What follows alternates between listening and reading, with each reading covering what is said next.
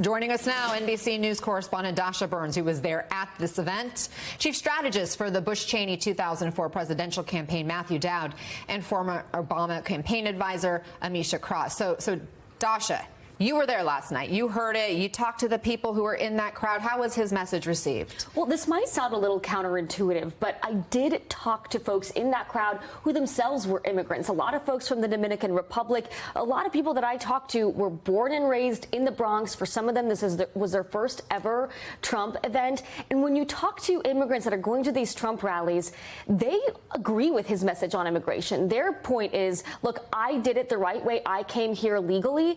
And especially those living in New York right now, the sentiment I heard from a lot of voters was, we have these immigrants right now that the city is taking care of in a way that I've never felt taken care of by this city. It was a large crowd and a diverse crowd. Yes, there were some people from Westchester, from New Jersey, but there were a lot of people there that were from the Bronx, Black and Latino voters that are sick of how much they're paying for gas and groceries, that are frustrated with the situation at the border, and that find President Biden's rhetoric when it comes to minority voters a little bit offensive. Take a listen. Legal troubles. Does any of that worry you at all? No, at all. I think he's going to be elected the president because everyone still wants him as the president. So to me, it doesn't matter. Biden, they have disrespected the people of the city of New York. This was the best city in the world. We're not the great apple anymore. We're not the big apple. We are the rotten apple. Biden went on the Charlemagne the God show and said, you ain't black if you don't vote for him. I'm black because that's how I was born and what I am. And Trump is the man that can save this country, period. So interesting to talk to those voters, Anna, and multiple people actually mentioned that Charlemagne the God interview. I did press back with some of those folks, mentioning some of Trump's rhetoric that's been seen as racist and bigoted. They said they don't have a problem with that. They view his actions over his words in terms of what they feel he can do for their community. Again, the economy, those pocketbook issues, over and over again, top of the list. It's important to hear from those voters. I'm glad you were there to get those reactions. Amisha, Trump has quite a history, of course, with minority communities, especially in New York City. I'm thinking Central Park 5, the allegations of discriminatory housing practices. What's your reaction to him demonizing immigrants to try to connect with these Black and Hispanic voters in New York? It's disingenuous at best. Donald Trump and the Republican Party created the chaos he is hoping to benefit off of. When the Texas governor, Greg Abbott, and when Florida Governor DeSantis decided that they were going to send migrants to cities like my hometown of Chicago, to New York, and various other places across the country, they did it with 2024 in mind because they wanted to create this fight for resource allocation. They fundamentally understood that many Black people, as well as brown people in these communities, already were suffering from lack of housing supports, from food insecurity, from other issues, and they sought to create a more desperate situation and to have a population that would demonize new arrivals. I think that it is extremely disheartening. I would say that when talking to these voters in New York, there should have been more questions regarding or more comments about Trump's policies, because this isn't a rhetoric issue. Trump wanted to have the Central Park 5 actually murdered. He wanted to ensure that the state killed those young men. He wanted to ensure that, Black people did not have a space in the buildings that he had across the state of New York. In many cases, he's also pushed for anti-civil rights legislation. We have already seen what Project 2025 looks like. And for Black people and brown people across this country, it is an assault on our rights and an assault on our very being. That's what we should be talking about here. This is not a rhetorical game. This is a man who has plans in place and a man who appointed judges who will make this happen. Matthew, Dasha mentioned how the economy was top of mind for a lot of these voters she was speaking with, and Trump did use an economic message as part of his appeal to this crowd, a very dark message about the impact of inflation. Take a listen. African Americans are getting slaughtered. Hispanic Americans are getting slaughtered. They're the ones that are affected most by what's happening. Not only the fact that you've lost the use of your schools, your parks, and your hospitals. Joe Biden's inflation.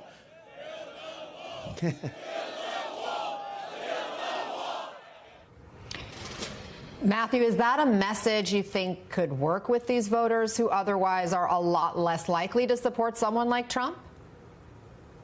Well, it's interesting, and I was reflecting on this conversation as we go to the economy. In a time where people feel the economy's troubled, unfortunately, in our American history, this is unfortunate. Two things happen. A strong man emerges, or a strong personality emerges. One, that people are willing to vest powers that they normally shouldn't in, and this has happened in the United States and around the world. And then the other thing they do, what happens is there's an appeal, unfortunately, to a group in America who may have come over here as immigrants, and I'm a son or grandson of an Irish immigrant, who then begin to blame others along the way. It doesn't matter who that, okay, this is the problem. You might have come here, but it's those other people that are a problem in here. And where our economy is troubled, even though the facts of the economy, when you lay it out with unemployment and the growth of the economy compared to other European economies, we're fine. People, because of inflation, don't feel it.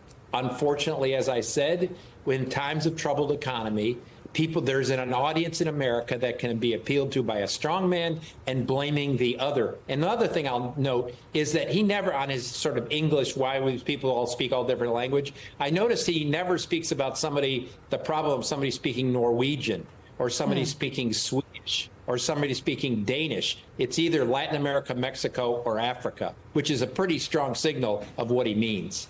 Doctor, are these voters just not offended at all by those types of comments and some of the actions he took as president? Yeah, no, I will say I talked to these voters about the Central Park Five. I talked to them about some of the comments that he's made and the policies beyond rhetoric, right? They are just so focused on what their lives are like right now, what they can feel tangibly, that when I push back with those comments, they shut that down. They said, listen, he might say some things. Again, they focused on the rhetoric still, because they feel like that's what the media sort of, consistently puts out there.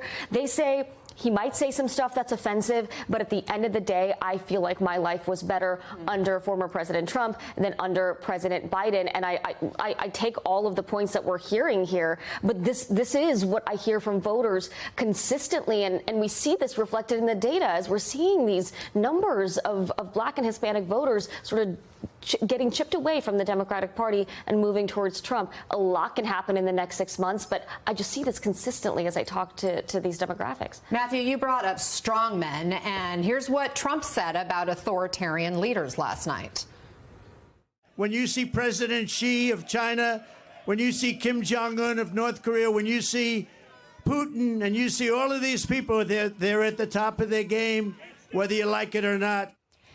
And now here's the Biden campaign's new ad this morning, narrated by Robert De Niro.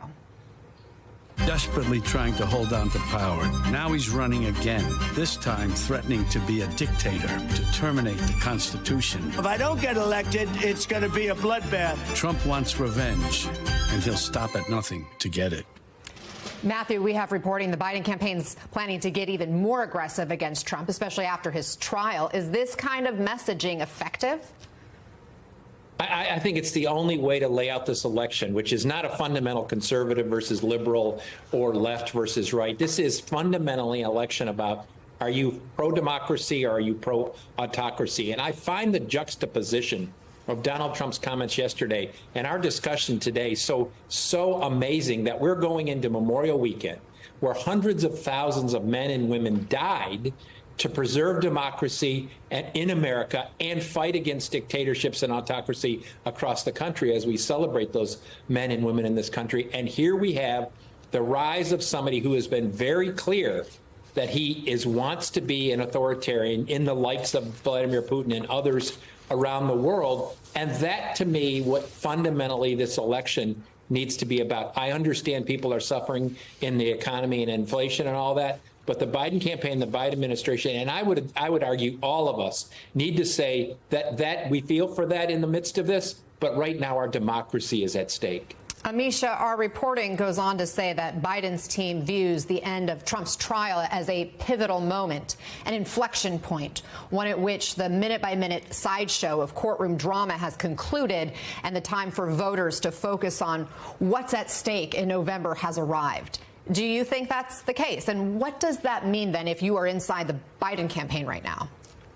I think that's more of a campaign message than it is a voter message. Voters have been focused on what matters in this election process for quite some time. That's why the economy will always be a ticker point for them. They are concerned with that. They are concerned with women's reproductive rights. They are concerned with civil rights, watching the rollbacks of DEI, watching the attacks on civil rights and the upending of many of the civil rights era policies that actually were pushing towards a more equal society. They're paying more attention to that and have been this entire time. They weren't necessarily focused on this trial to begin with. What I do think is that the Biden campaign will go full speed ahead and actually be a lot more aggressive after this trial is over, because the trial has, quite frankly, taken a lot of the air out of the room when it comes to media coverage and oxygen. And a lot of what he's been trying to push and his campaign has been trying to push just has not seeped through, despite the overwhelming efforts that he's done in ratcheting up and creating offices across multiple battleground states, doing the work on the ground, having surrogates there, building up capacity specifically in Black and brown communities,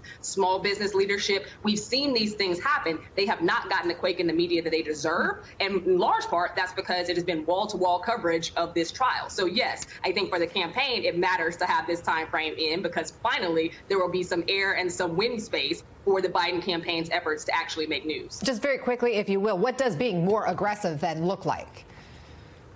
It means taking it to the streets. It means telling the people exactly what his policies are, how they're going to improve their lives. It means taking that HBCU speech that he gave at the Morehouse commencement, specifically to Black people, to talk to them about the job creation, to talk to them about the HBCU investments, to talk to them about broadband, to talk to them about all of the investments that he has done in healthcare, to talk to them about the things that he has done to make their lives better. It is a key constituency, and he knows how vital it is in this election and every other one coming forward. Amisha Cross, Matthew Dowd, Dasha Burns, thank you all.